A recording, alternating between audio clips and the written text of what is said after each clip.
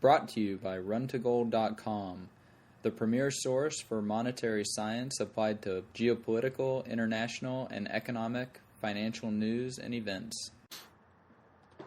Welcome back to the 10th installment of the runtogold.com podcast.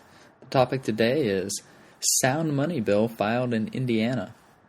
In accordance with Article 1, Section 10, Clause 1 of the United States Constitution, which states, "No state shall make anything but gold and silver coin a tender in payment of debts," an Indiana state senator named Greg Walker of District 41 out of Columbus has filed Senate Bill 0453, the Indiana Honest Money Act, which allows Indiana citizens a choice of gold and silver coin or the electronic equivalent, such as gold money, in both payable and receivable transactions with the state.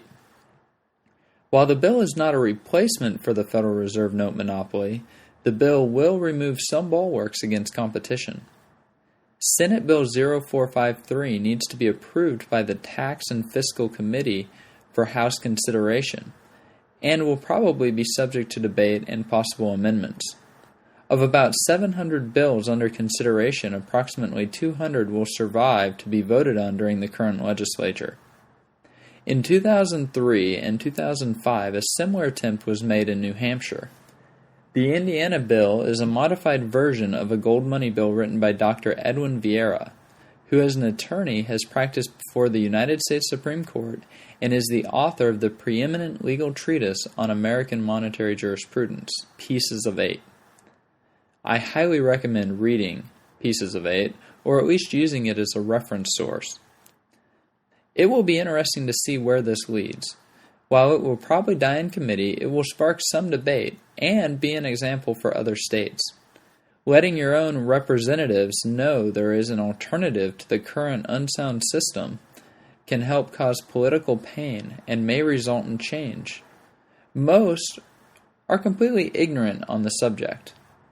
Additional states, particularly those with severe budget deficits like California or Florida, should consider similar monetary reform.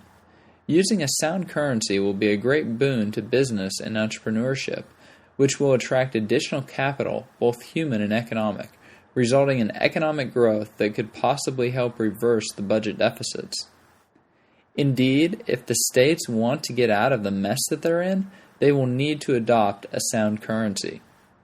Well, you've been listening to the 10th episode of the runtogold.com podcast. Thank you and have a great day. You've been listening to the runtogold.com podcast, the premier source for applied monetary science on the web.